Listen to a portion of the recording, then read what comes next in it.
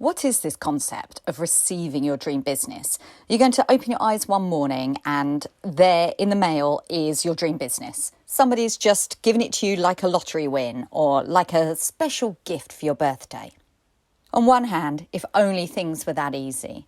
But really, if you think about it, the reality is we want to be the person who builds our successful business and have all of that amazing self-worth and pride wrapped up in the fact that you've created for yourself a phenomenal life and a business that helps others and sustains you with incredible income. But there doesn't have to only be two ways, the really, really easy one and the really, really difficult, hard, struggling one. Receiving your dream business is a way of life, just as receiving all the happiness that you deserve and that you would enjoy. And it has taken me a long time to understand what the concept of receiving is. In my life, achievement has been inextricably linked with struggle, with hard graft, with intense work and focus. And now, finally, leaning in to receiving my dream business is something that has me feeling incredibly lit up and excited. And I can't wait to dive into this on today's episode. Are you ready to? Then let's go. Welcome to Action Taker Tribe. I'm your host, Jo Ingram, and today we are talking about the secret to receiving your dream business. Now, when we're talking about receiving, let's just think what that means for a minute. We're not talking about doing the hard struggle and striving, where you work hard, you do more just to get ahead. We've all been there in our lives and we all know how that feels. Certainly, I felt a high level of burnout back when I was in corporate and also when I first started building my business. I never really understood the concept of receiving and how to actually make that happen. Perhaps like me, you're also really used to high levels of resistance when it comes to easing into anything, let alone building a business. And really what it's about, I've now learned, is about allowing. It's not forcing, it's allowing. When it comes to building a business as a coach, as a new heart-centered coach, you probably got a massive shock, just like I did, when you realized all the things you have to do. You have to consider how to build your social media and get consistent at posting. You have to create great offers that excite and enthrall your perfect client. And of course, you need to get total clarity on who those clients are. Now, those are all things that I have done for myself and I help my clients do. But there's one element that you have to learn first and foremost, and that is that you are worthy of success. Now, I'm going to say that a second time because it is so important. You are worthy of success. How does that make you feel? I know it makes the tips of my fingers tingle when I say that to myself. And I'm still getting a little bit more comfortable with the idea of worthiness. And in case you're not putting two and two together, if you're in a state where you're not receiving, not comfortable receiving or allowing, you're in a state of resistance that's just making you work harder and do more to a point where it just feels like an uphill struggle. It's related to a low self-worth. The ideas about negativity when you're building your business, that you're not good enough, that you're not going to get there. Ultimately not feeling worthy of abundance and success. The way I see it is that we put these walls of resistance up that are manifest in this hard work, not feeling like you can do it, feeling a sense of overwhelm, moving from one unfinished task to the next. Comparing yourself to others and coming up short, finding it hard to ask people to pay you for your services. There are so many ways in our business that this can actually come to life. But that feeling of resistance leads to a lack of allowing things to happen for you, allowing people to do things to help you, allowing yourself to believe that you've got this and you're going to have everything that you planned. Ultimately, it puts you in a position where you just can't receive. Now, this resonated with me so powerfully when I started to move my business into alignment with ease and grace. Anyone that knew me before, going back a year, 2 years, 5 years, would be so surprised to hear me speaking like this. I have always been the ultimate action taker. And being someone that takes phenomenal action has put me in such a strong position through many times in my life. Going from a position of infertility to having my baby twin girls born with the help of an international surrogate took phenomenal faith and action.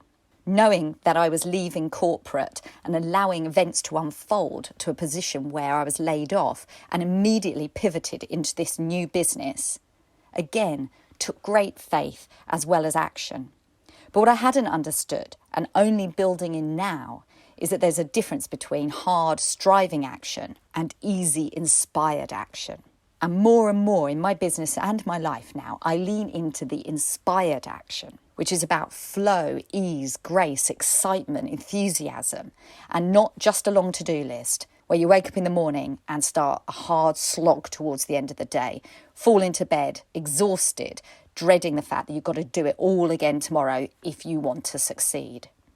So it begs the question, how do you get from a place of low self-worth, not feeling like your business is going to succeed, to a place where you're actually in the flow and everything is happening for you?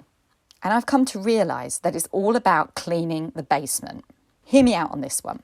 If you see your business as building a tall, strong building up into the sky, as tall as you can dream it, every action you take starts to place bricks and shimmering glass as it rises up. But what happens if you have not taken care of the foundations and the basement first? Well, of course, you're going to build a wobbly building that's going to be unstable. It's going to blow around in the wind. It's going to fall down if the ground shakes. And this is exactly what I was doing before I had my moment of burnout and completely changed my approach. I was building that building up to the sky. I was striving so hard to put level 1, level 2, keep going. But I hadn't taken care of the basement. And no wonder after a while, the weight and intensity of those levels I was building were just too much weight to bear. I didn't truly believe that I had that much self-work to do. I felt that all it would take me is the energy and the enthusiasm to push. But of course, that takes so much willpower. Anyone can find willpower for a while. Ever tried to quit chocolate or to start running? I have done both with only very limited success when it's all about willpower. But where the change really comes is about cleaning the basement and starting to understand what it is about your own personal lack of self-worth that's keeping you stuck. I've been so fortunate that at the point of recording this, I've just come back from the most amazing coaching retreat where I was part of the support staff where the participants were going through the most dramatic transformation.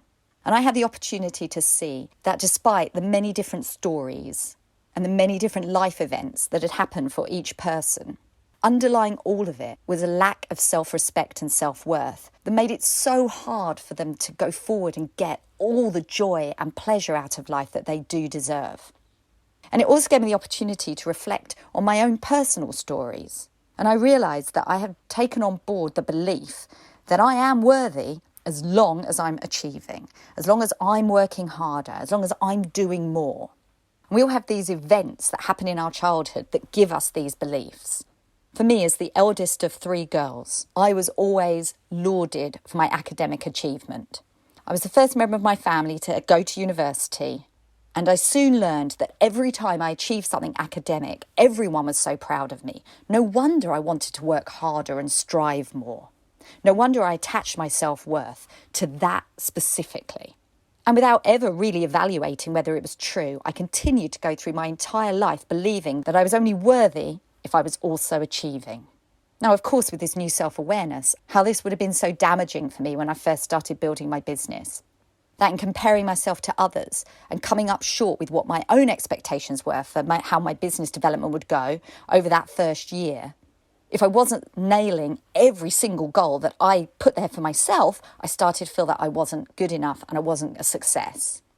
And I do believe that all of us are worthy before we do anything. We're worthy first, and then we go out in the world and great things happen. And now realising this for myself has been incredibly freeing. I really am so focused on cleaning the basement, of getting my foundations right. So as I do start levelling up, building my building tall into the sky, it's strong on amazing foundations of a belief that I am good enough and I can do this. And that's there for all of us. So let's talk about a few ways that you can actually start to get there. Because it's all well and good talking about things in theory, but But the reality is there are a few simple things that can start us on that journey towards self-worth and getting your basement cleaned up too. The first one that's helped me tremendously is following the advice of Abraham Hicks when it comes to meditation. If you haven't heard of Abraham Hicks, look them up online. They are one of the leading voices when it comes to the law of attraction. Their daily podcast is essential listening as far as I'm concerned. And they do talk frequently about meditation as a way of gaining neutrality of thought.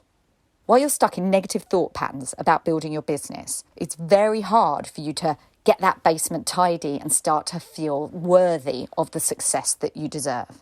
You can't get there from where you are. Abraham Hicks describes it as holding your cork underwater with negative beliefs. And as soon as you can relax off of those negative beliefs, the cork will automatically float to the surface. Your vibration will rise and all the good things that you want will start to come into your life. And the route to getting that cork to float is meditation. It's not about going from feeling really negative to feeling overjoyed. It's just about gaining neutrality.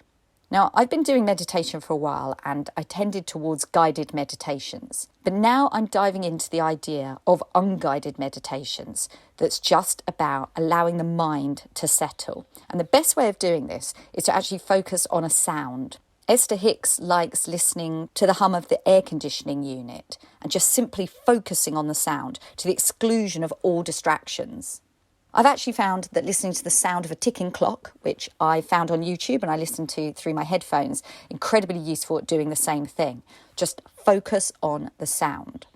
Now, whilst Abraham Hicks suggests that you do this for 15, 20 minutes a day, I've got to be honest with you, I'm doing 5. And even that feels excruciating some days. My mind wanders off here and it wanders off there. It's already jumping into all the tasks I need to do for the day, what I need to buy in the shopping list and all the other things in between. And I had originally thought that I was doing it wrong, but I now know that this is completely normal. And really all you need to do is every time a thought distracts you, you just come back to the sound. Just keep coming back. Allow the thoughts to float away. And you know what? Within that 5 minutes that I do that meditation for, I think I'm nailing maybe 1 minute, 1.5 minutes where I am truly detached. And I'm going to keep practicing. I know that when I finish that meditation, I feel calmer and my vibration's definitely raised. And the other way to start accessing self-worth is through appreciation and gratitude.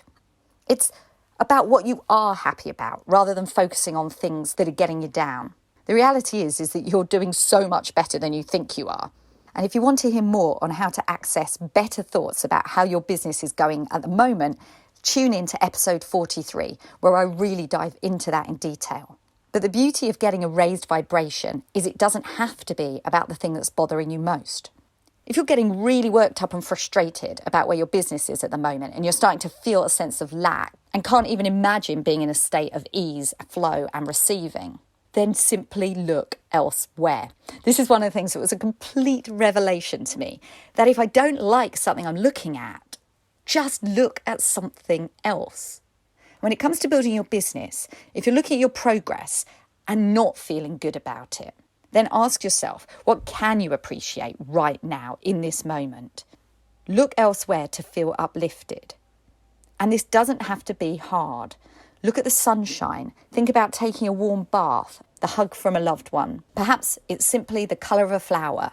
It's that simple. Just move yourself into a state of appreciation. I really like journaling about my appreciation, and I try and do it every morning, even if it's just 3 or 4 simple bullet points on a page. Try to evoke that feeling of appreciation. And as your vibration rises, everything else that day will start to feel easier too, even those hard things for your business. Which brings me back around to this idea of striving and struggle when it comes to building our business. Because the reality is that although things need to get done, when you do them in a state of flow, it doesn't even feel like work. I love that phrase that if you're doing something you love, you'll never do a hard day's work in your life. And as I'm working more and more with my energy, tidying my basement, learning how to meditate, I'm finding that as I take action for my business, it's inspired, it's in flow, and it's a hell of a lot of fun. I'm finding new connections and enjoying conversations. I'm allowing the path to open up in front of me a little bit more and not feel the weight of the world on my shoulders that I have to do everything. I have to work hard. Instead, I truly believe that receiving your dream business is a state of mind. It's taking the action that feels easy, that creates synchronicities, that opens doorways, that takes you on meandering paths that you never even imagined would be the direction that you'd go, until suddenly you can see that you are making progress. And moreover, you are lit up and loving it. I'm literally feeling super tingles in my fingers right now. I'm so thrilled to be uplifted and uplifting.